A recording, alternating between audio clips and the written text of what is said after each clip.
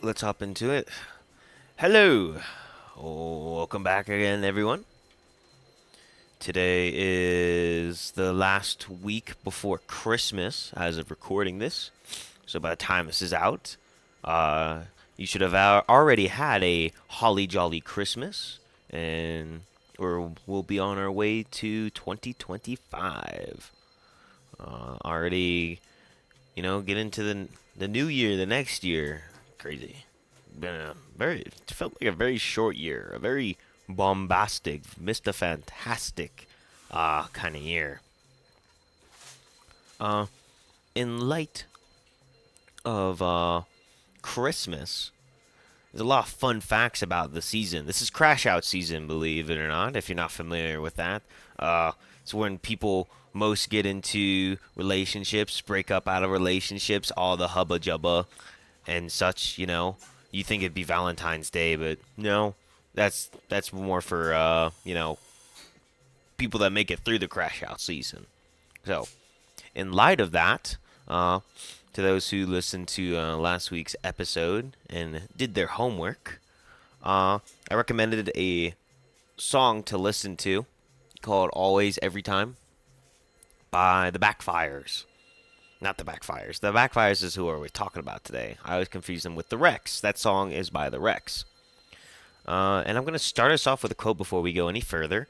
It's going to be from a second song we'll be discussing before we hop into the meat of today's episode.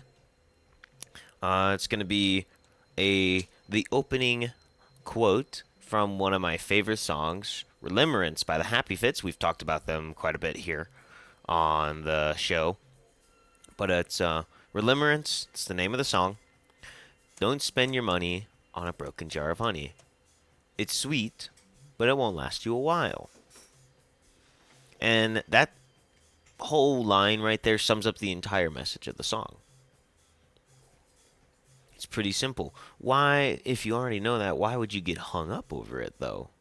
You don't really realize that, though, until, all the honey's gone.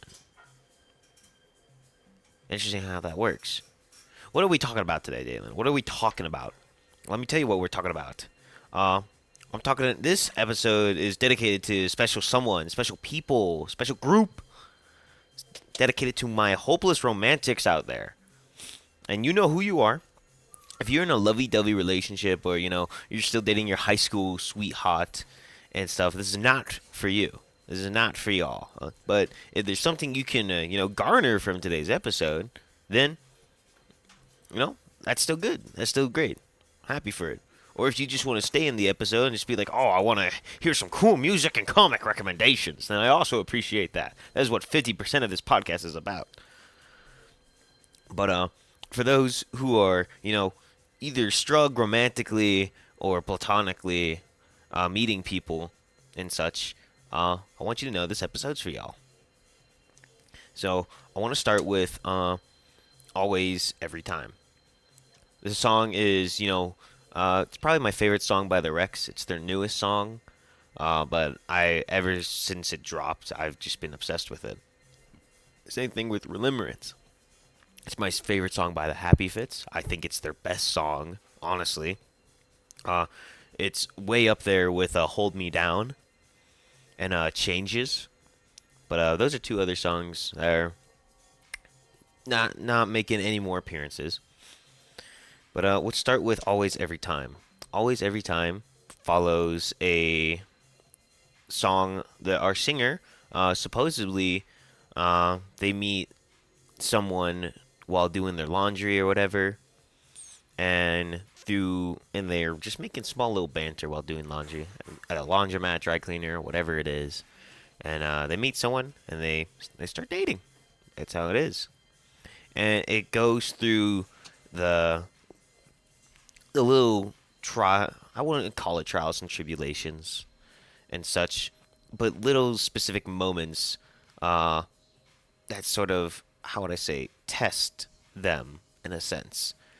Where there's one lyric where he talks about he doesn't like how he feels about the things he can't control, and then goes, "I didn't mean to make her feel so sad," and she goes, "No one really talks like that, you know." and such. And it follows with the chorus of talk, talk, walk, walk. I know we'll get through this, always, every time. What what are we doing with that? What are we doing with that? Before I give us the formula, before I give us the answer, uh, we're gonna be talking about these two songs real quick. I'm gonna give you the straight up whatever we're talking about today's episode, and then we're gonna work a little backwards. I'm gonna give you the ending of today's episode, and we're gonna work backwards towards the problem, the meat of it, because I feel like that's ultimately the goal. It is, you know, Relimmerance. As I already told you, don't spend your money on a broken jar of honey. It's sweet, but it won't last you a while. If any of you are familiar with limerence in itself, is one you could probably describe it if you've ever experienced it as like you've fallen head over heels someone, you get turned down, you feel really bad, and then you turn your life for the better. Say like you start going to the gym, start working on yourself, or maybe you get a new hobby, and you turn your life around and everything's so great, everything's so awesome. That's not awesome. I'm sorry to break it to you. That's not cool. That's not awesome. Why is that not good? Why is it not good to better yourself after getting rejected? Well, here's the thing. When it comes to relationships, when it comes to friendships, when it comes to romantic partners, it is a two-way dance. There are two people involved and such.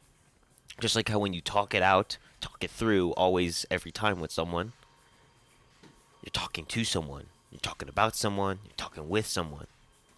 That's how it works. Limerence is the same thing. You can't be in limerence if there's not someone of a subject matter.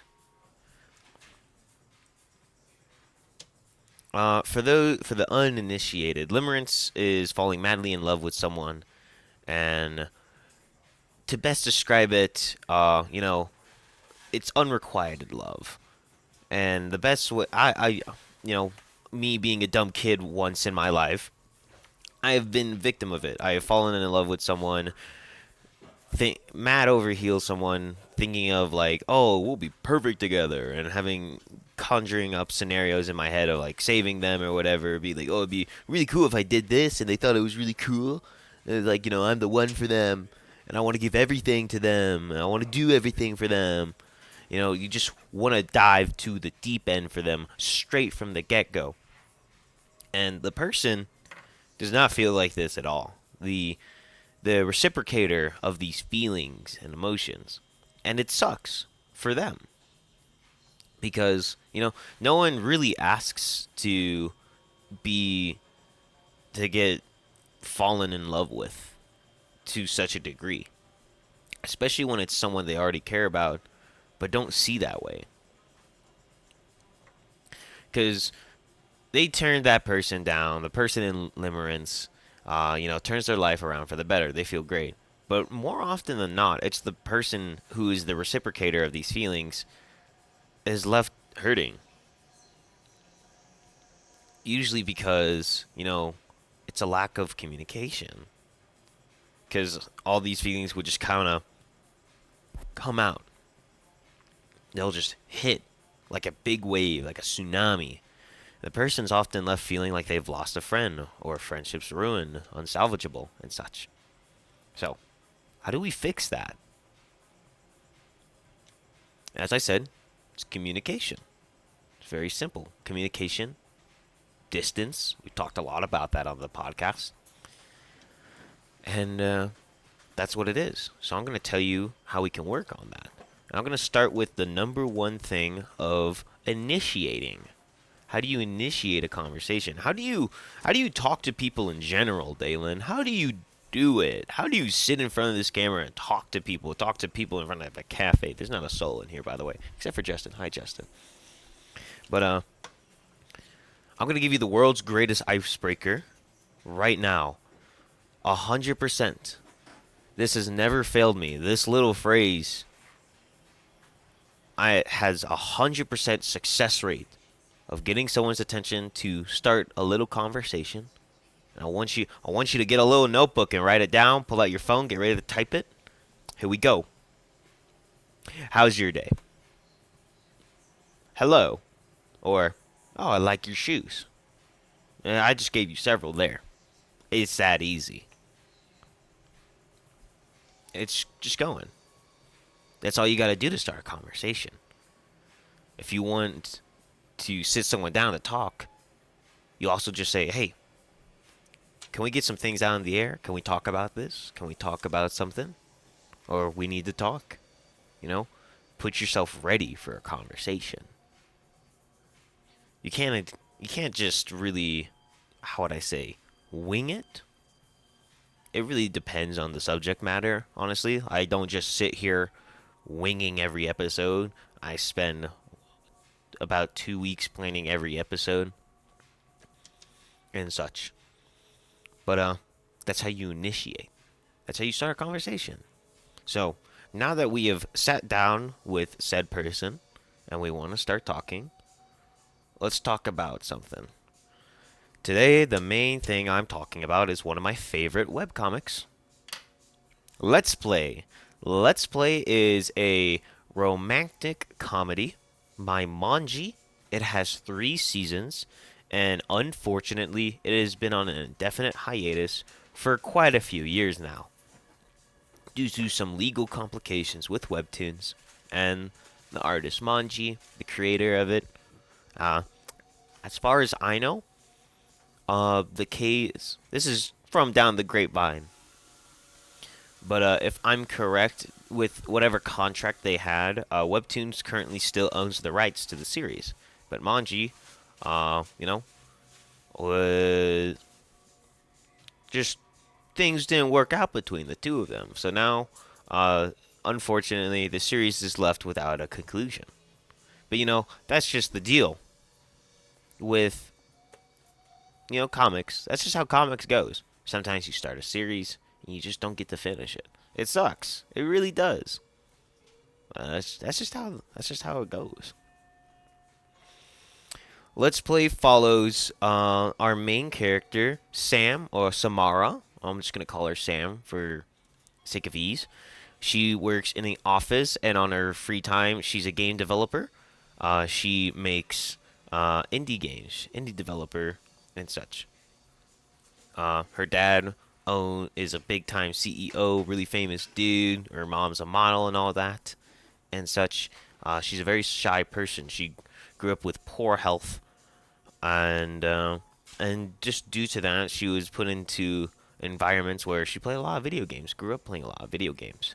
Um, if you're my generation or a little older, this is definitely for a slightly older crowd. I'm talking like people who grew up with stuff like World of Warcraft and such like that, like the raiding genre of games and such. But I'm not that too far behind. I have a blast playing these games. I'm not exactly a World of Warcraft guy, but Guild Wars, Final Fantasy, they're pretty cool games. Not the Final Fantasy RPG. I don't play that one online, but Guild Wars is pretty cool. But getting off topic here.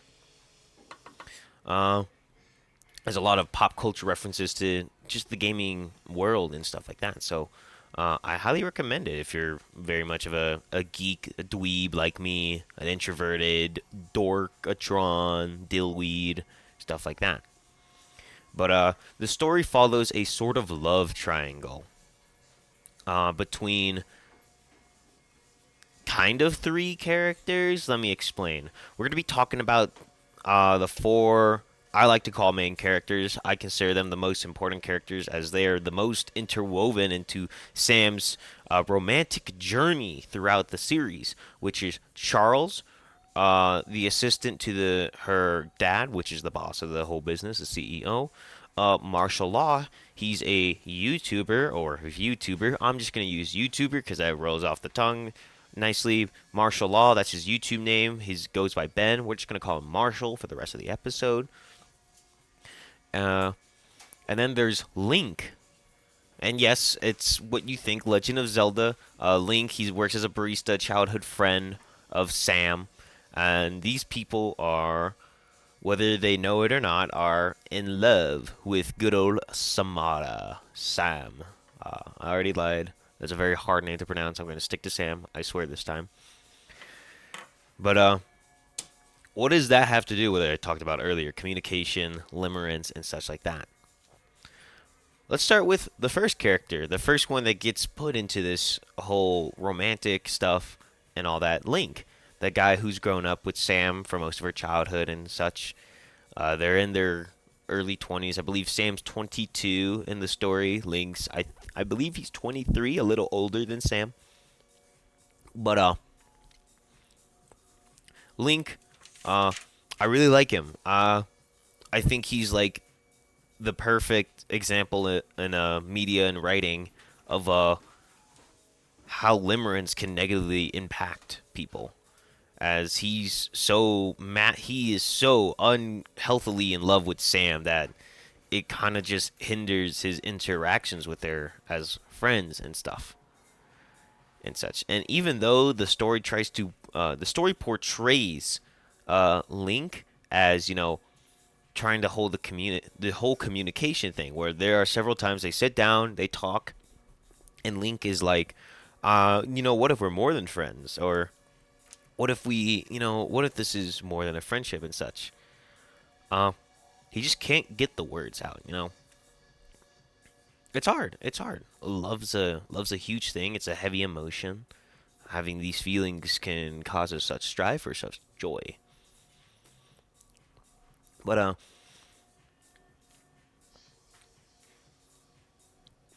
it's one thing to be in limerence and shot down, and it's another thing to be given like a healthy conversation to be let down, turned down, and such. Link, even though he tries his best, he sits down to have a talk with Sam. Link uh, confesses his feelings to Sam. Sam tries her best to turn him down. Link is gets pretty upset by this, being like, "Oh, I just thought it could work. I'm so silly to do that." Gets really negative about it. Feels super bad, and of course, in turn, because of those negative feelings from rejection, Sam begins to feel awful about herself. Feels like she's the cause of all this problem, trauma, or whatever Link's going to be going through now. And because of this creates a whole divide in the friend group with Link and all of Sam's friends. Because here we have Link, who's later in the story starts turning his life around, goes back to the gym, starts rock climbing again, starts getting better at work and stuff. Gets more familiar with his family, his younger brother in the story, and such. While Sam's just left, as we said, lost a friend, hurt someone, and she feels incredibly guilty. And she has to bear these negative feelings with her until things are worked out, which sucks. You know, I feel like a lot of people that tend to fall in love with someone, they don't realize how the other person feels, and it could be easy to get caught up in your own head and not realize that. That's just the nature of it. But I want to go out on the bender and say, sorry, I just saw someone on an electric scooter, and it really caught my attention. I want to go out on the bender and just say, as I've said earlier, this is a two-person thing. It's a dance. It takes two to tango. You got to be aware. You got to be, just talk it out. You got to be able to talk it out. You got to be able to understand your feelings. You got to also be able to talk with yourself, because this is the biggest, destruction when it comes to, dating, meeting people and such. You got to be careful to not just fall in love so quickly. You got to be careful to not dive straight into the deep end like that, because whether you know it or not, even though you have wholly good intentions, it could end up hurting so much more incredibly. I like to call that careless kindness. People that have good intentions that end up just causing more problems with it. It's quite a paradox and quite cruel, but that's the nature of it. All right, let's go over Marshall. Who's Marshall and how do they meet? Marshall, very famous YouTuber in the series. Sam makes a game. It's called Ruminate. It's a little puzzle game, a little fantasy puzzle game.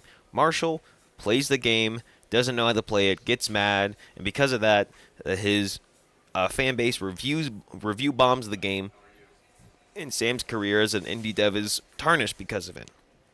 This guy happens to be living in the apartment across from her room, and they start working things out and such.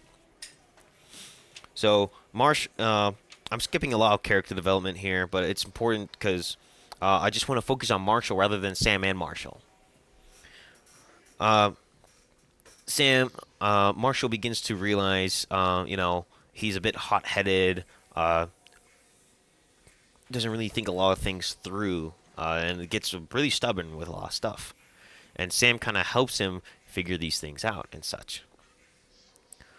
And Marshall, in a sense, he has imposter syndrome, or because he feels like he is two completely different people. He is Marshall Law, or Ben, which is his legal name. And whenever he's hanging out with people, especially his girlfriend Monica, feels like he has to be Marshall Law, the funny, quick-witted, very extroverted guy that everyone likes to hang out with, everyone sees, and such. And because of that, he feels like he's lying to everyone. He feels like he's not really being himself. So when he truly is being himself, he always beats himself down and just genuinely thinks he's a person that's lacking in every attribute. And this throws him into a depression, essentially. But he's able to hold it down and such. Even though he constantly thinks he's always letting down his friends, he can't do enough for his girlfriend and such. It's awful. It's not until the end of season 1, he replays the game, beats it properly, records it all, and it gets to the credits.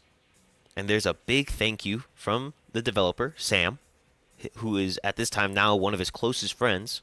And it says, this game is dedicated and wouldn't have been possible without Marshall Law. I love your videos and all that. And then that just snaps something inside of him. He cracks down. His depression becomes guilt, anxiety, and it becomes so much worse than it already is, to the point where he ends up getting a heart problem and has to be taken to the hospital. Not exactly a heart attack, but still, he's taken to the hospital, and this kind of begins the downfall of Marshall Law, where he's not able to make as much videos anymore, and his depression starts to take more and more of a frontal presence of all of his emotions and how he talks and acts and carries himself. And this ends up affecting his relationship to the point where him and his girlfriend break up. Because she feels like that, in the sense that Marshall's always comparing himself to his girlfriend. That his girlfriend's amazing and incredible and all that, and that he's holding her back. And she feels like the healthiest thing for Marshall right now would be to take them out of the relationship so he stops comparing himself, so he can focus on himself.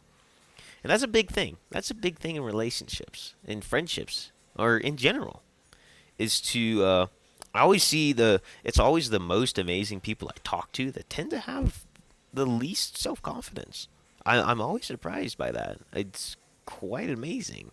And of course, no one just wakes up one day and starts being like, "Oh, I'm not good enough," or I'm not handsome enough," or "I'm not pretty enough," or "I'm not cool enough." It doesn't happen like that.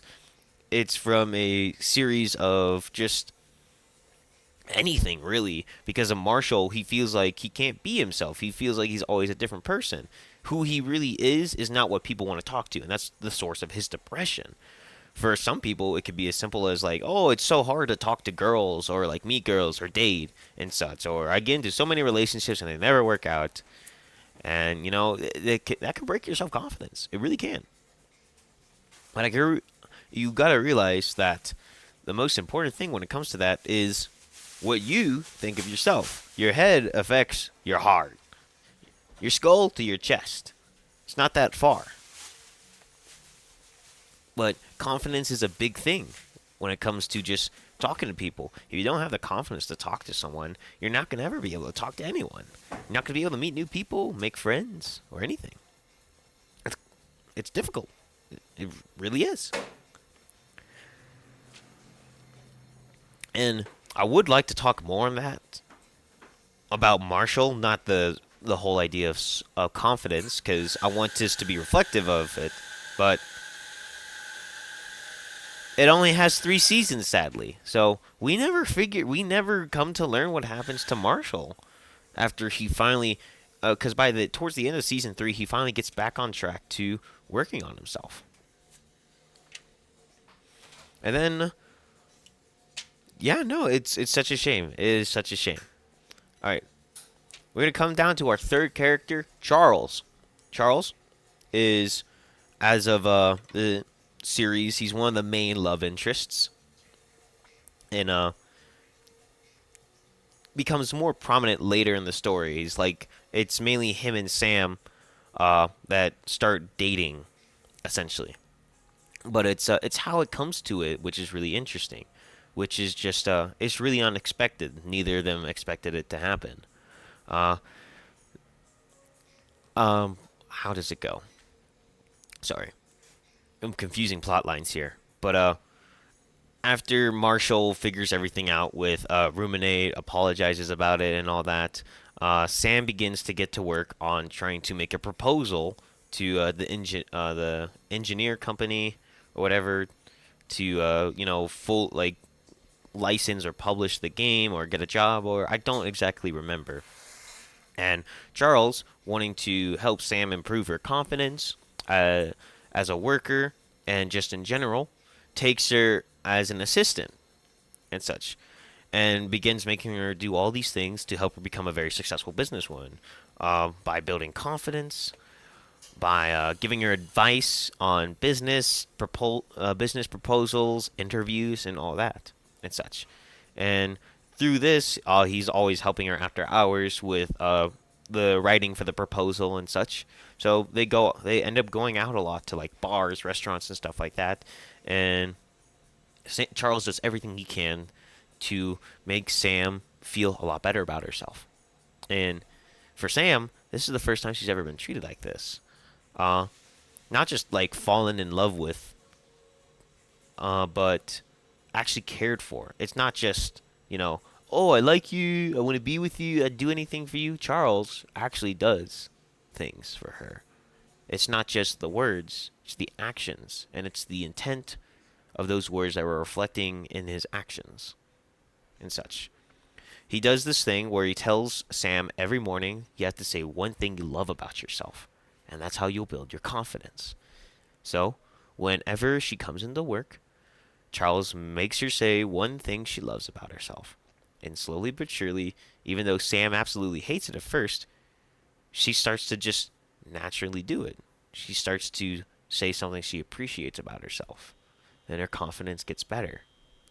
And it's through this she starts falling in love with Charles and sort of making more moves on him as she's developing more confidence in herself with not just, loving herself, but wanting to get closer with this man. Charles is a divorced man, tons of one night stands with random gals, whether it's at his fencing class, work, or whatever. He's reflected as a very cold person and such, as his backstory is he's a married man, found the love of his life, absolutely adored this woman. Comes home one day, finds her in bed with another man, and through that, he never bothers with anything romantic ever again. But it's not until Sam starts, they start hanging out more. Sam starts saying, I appreciate these things about you. Not just the things you're doing for me, but the things you about yourself I really enjoy. I like hearing about your home country. I like you sharing your culture with me and such. And he kind of begins to warm up to her in the sense of his heart starts to defrost. That coldness melts away and he warms up to her and such. And they navigate this weird situation where, they clearly want to do stuff with each other, but it's not exactly a relationship, but that is what they want. But they want to be careful. They're navigating this, and it's through Charles being very, how would I say, communicating everything that he wants from Sam and that he wants to do, and with Sam being forward about I'm okay with this, I'm not okay with that, and such, that a relationship naturally develops between them into a pretty healthy relationship by the end of season 3, which is sadly the last season. But what does that have to do with anything I'm talking about? How does this have to do with meeting new people, Dalen? Meeting girls, meeting dudes, meeting people I want to be friends with, meeting people that I might want to date or whatever.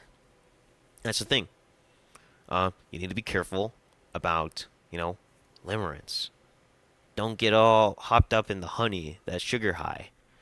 You need to be confident. Be confident in yourself, appreciate yourself, and such. And Charles shows us that we can't let our trauma hold us back. We need to be able to properly navigate these situations and such. What does that bring Sam? Well, Sam's the protagonist. We're seeing the series through her perspective. And the whole idea is we're going to meet a lot of people. Life, you probably heard the whole idea that life is a story, or this life is your story. You're the main character of the story. Last week I talked about being a side character. I consider myself not a main character of my story, but a side character of many people's stories. Because I love meeting people. I love talking to new people. It's great. It's fantastic. I love helping people feel like they're the main character of their stories. It's quite fulfilling. Not to say I'm not a main character of my story, but I prefer the side character life. Life is not a story, or to be more accurate, it's not a love story. It's several. You're going to meet a lot of people. You're going to date a lot of people. You're going to break up, probably, with a lot of people. Some of it might be healthy. Some of it might not be healthy. That's just how it is. And like with Sam, she meets people.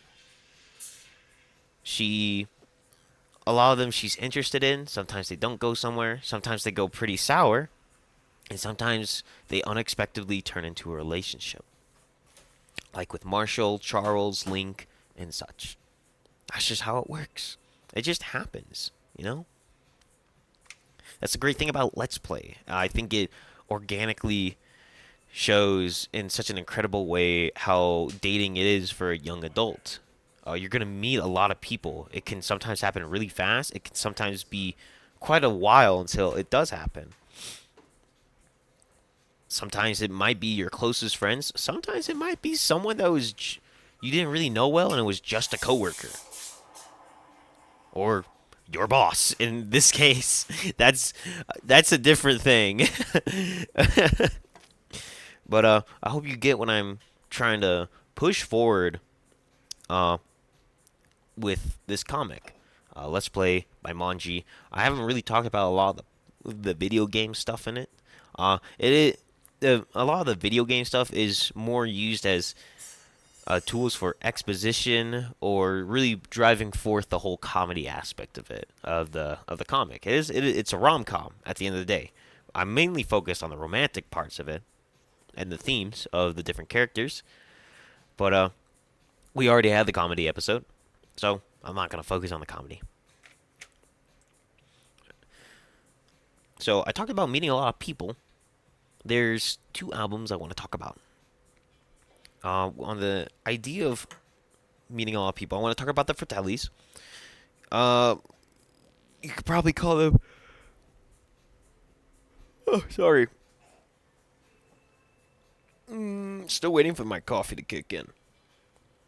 But you could just call them a rock band. I've heard people call them punk rock, alt rock even, which I think is interesting. They're just a rock band. But I want to talk about their first album, Costello Music, which is named after the very first studio they recorded all the music in, Costello Music Studios. There's even a reference to the studio itself in one of the songs. But I want to talk about a few songs about them, and then I want to talk about the Backfires. They are an alt rock band. I saw them live last year, and I've been a little obsessed with them. I'll give more story onto them in a sec, but I kind of just want to send home with an example that kind of reflects what I just talked about with Fratelli's. The first album has a lot of songs about different gals that the singers meet. Henrietta, uh, a bartender named the Flathead, Chelsea a dagger, and a hippie that sold them nuts. There's several more characters in this album, but a lot of them go over what I just talked about. Is when you're young, meeting people, dating, you're gonna meet a lot of people that you're gonna feel strong feelings about. Uh, the the song "I Got My Hippies from a Nut" uh, goes over this guy going to a bar, meets some random chick who his name he doesn't ever get, so we just call her Hippie. They eat a bunch of nuts. They go chill in the van, and they go scootily poop in the van. And then the song follows that she's gone out of his van the next morning, no pillow talk or anything.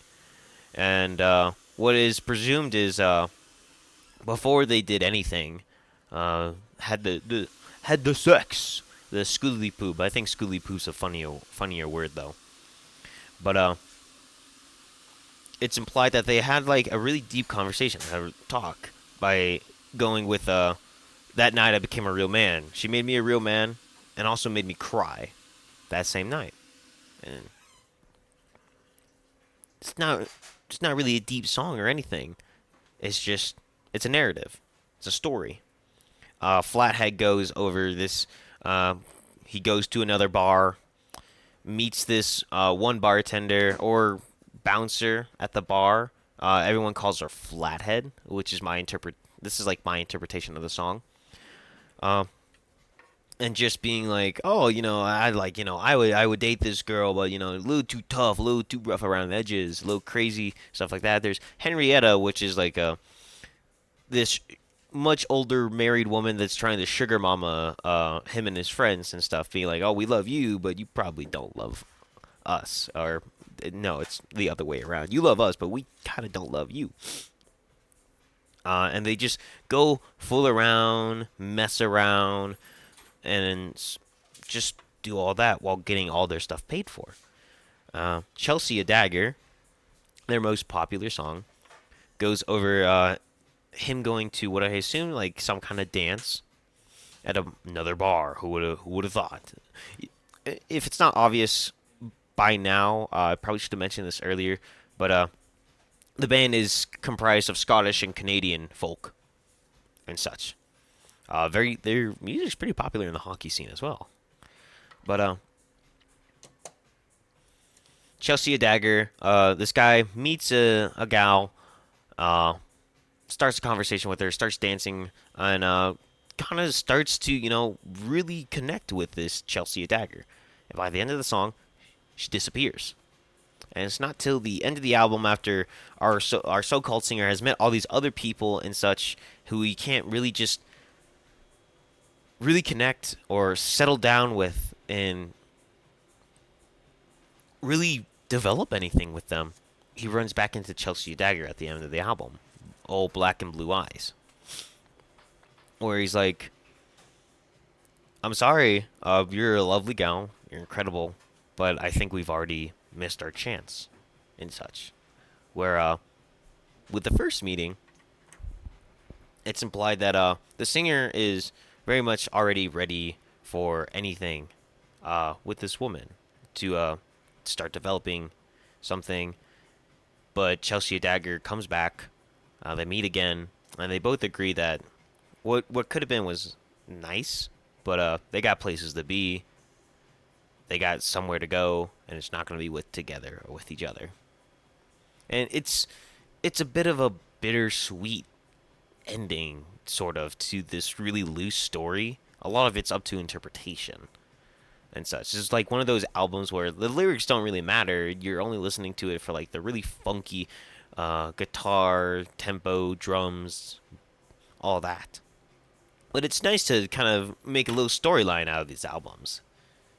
It's left up to the listener's interpretation. That's the fun in it. But it sends home the idea again that yeah, it's bittersweet ending, but it still has some sweetness to it. They could have just fooled around that one night at that bar, at the dance, and never seen each other again, and would have been left with a lot of what ifs. And now they don't have those what ifs anymore. But I want you to acknowledge. I want everyone to acknowledge here, like the distance that's created there between them. There's no diving head first crazy into it. I just want to touch upon that because any more talking about this album in a sense is just going to be completely just theory and just headcanoning at this point. But we're going to go to the backfires. We're going to talk about half an album and half an EP. As of talking, they have announced their first tour. This is not an exit. That's the name of the tour, and their first album comes out in January 24th, 25th, I believe, of next year. So about a month it comes out. Pretty excited for it.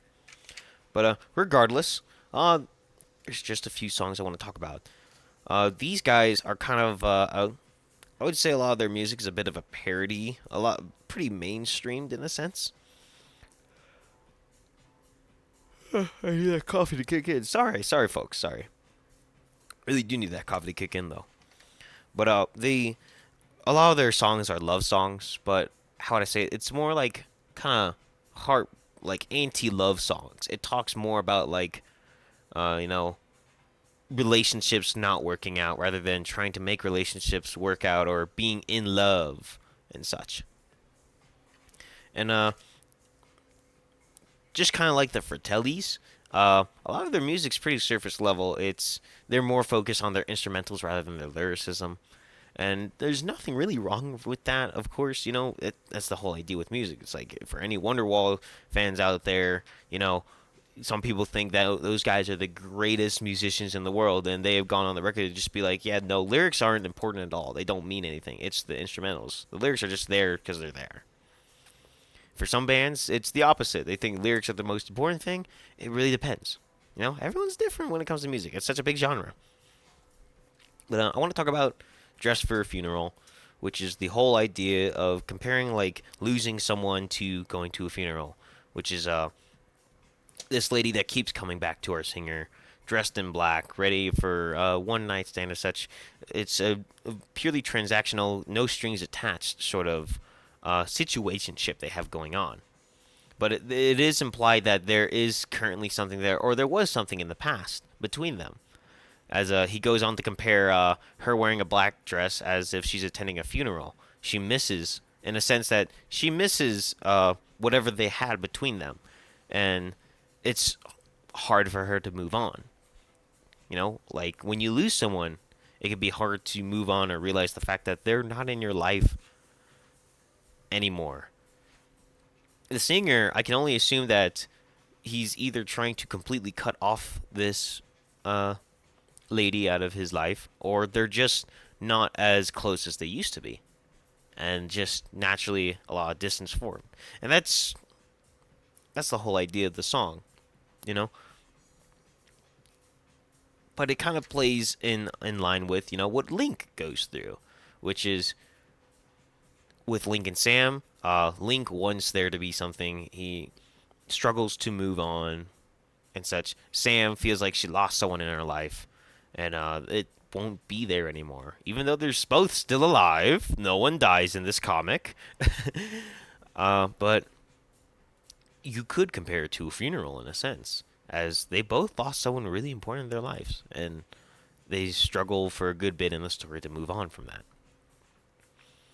Anything. This is from their first EP and only EP, the Consider the Backfires. Dress for Funerals from their upcoming album, This Is Not an Exit. Anything talks about a relationship where both the singer and their partner are presumably in a very long-lasting relationship. And from the get-go, it's implied that from the beginning to the end of the relationship, he would, as the chorus goes, I did anything, and I said everything, and I would do everything. Uh, from the beginning, it was full launch, doing whatever they can for each other and such. And what I really like about this song is that it discusses a lot of the difficulties when you're getting into a relationship. It's real easy to just jump in and want to do everything and give everything to it. But I must emphasize it is important to create distance, to set these boundaries, just like Charles and Sam do. They set boundaries, they create a distance that they slowly, overcome so that they're comfortable with it. Or else it turns out like it did with our partners in the song Anything, where it's even though they're trying everything they can from the get go of this relationship, uh, they always find reasons to want to break up with each other, but they still look past it. It's a weird kind of ironic song in a sense because it goes over this idea where it's like it's 100 times easier to find reasons to break up than it is to stay together. But it goes over ideas. The whole message of the song is that they end up breaking up because of burnout. They get so tired of the relationship because they're doing so much for each other. It kind of, in a sense, drains them, and it becomes unhealthy. It becomes toxic. Not toxic. That's a bit of a strong word for this song. Uh, there's never any implication that there's anything bad that happens between them. Just it doesn't work out because of burnout and such. It's because that distance was closed so quickly. I like to believe that that's why them doing anything and everything for each other led to them breaking up ultimately. And it's just a shame. But it is an important song. It is an important song. I think it's a song that everyone should listen to, especially when they're, still trying to figure out this whole relationship stuff and such. Before I go out to the last song here,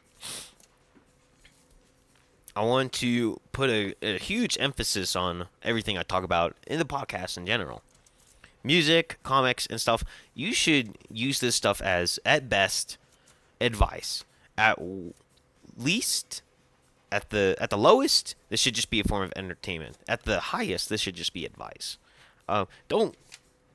I see too many times people listen to a song and they're like, "Oh, this is life changing. This is insane," and they use it to essentially step by step guide them throughout life, like as if their mentor in life is just the general concept of music or thematic messaging from comics, cartoons, stuff like that.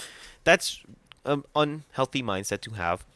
Uh, I talk about these songs and comics and stuff to, in a sense, put a perspective, kind of put some lens to help us read and understand what I talk about.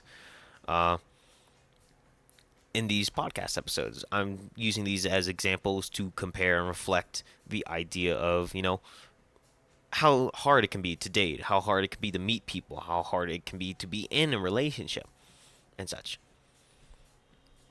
So now that we've gotten that out of the way, Before the Sunrise is also from their first EP. Consider the Backfires. I really do think you guys should consider the Backfires, though. I think they're a pretty good band. But it's a very simple. It just goes over just this guy keeps having one night stands. He keeps going to bars, drinking wine or whatever, and they'll go scootily poop at his place or her place at his place. He wakes up the next morning, the woman's already gone, and then every chorus follows. I wanted it to be more than just pillow talk. I wanted it to be more than just one-time lovers. What could have been the love of my life, and such. There's an implication there that, he's wanting more, of course, if you couldn't garner that. But he seems to struggle with it. What I talked previously about being careful with closing the distance, that's another thing here. To me, one night stands are kind of just an escape and such. This is an opinion, not a fact. I'm not telling you that if you're someone who goes out and does that, good for you. If that If you're comfortable and okay and that makes you happy, yeah, dude, that's good. Go for it. Live your life. But it's the implication that these one night stands are he's trying to accomplish something with these, to find the love of his life doing these one night stands, but he can't. It just makes him feel worse. It makes him feel empty. And I think that's important that what you're trying to achieve should reflect the work you're putting in. You know, if you're just going out there to scootily poop, then by all means do what this guy does. Go to bars, get a little loopy or whatever, and go score. Go score. If that's what you're trying to achieve. But if you're looking for something more intimate, more than just a one night stand, you gotta put in the effort for it. You can't just just skip steps. Essentially, I'm having difficulty phrasing this mainly because the coffee hasn't kicked in yet. Sorry, but I hope the message gets across that you need to put in proper work, not just hard work. Like we've talked about this before, hard work. Another one thing I didn't go over in that episode is like you can work hard for something, but if it's not done correctly, you're not gonna get it. Is what I'm trying to say with this. But yeah, there are plenty of other songs I could go over with the backfires, but I feel like these three are the best to reflect upon the comic as well with the Fratellis. And yeah, we've gotten back to square zero. We've gotten to the beginning of the problem and such. And I already told you the solution in the beginning of this episode. And what you garner and make from this is up to you. Before we skedaddle, I'm gonna leave us off with a recommendation. Gourmet Hound. Gourmet Hound is another rom-com comic. Takes place in a cafe that sells food. And would you believe it or not, we're here in a cafe that sells food. North Guadalupe Street, 222. Dinner services are from Wednesday to Saturday from 6 to 10. As of recording this, we're Friday. All recordings start at 10 a.m., of course, and such.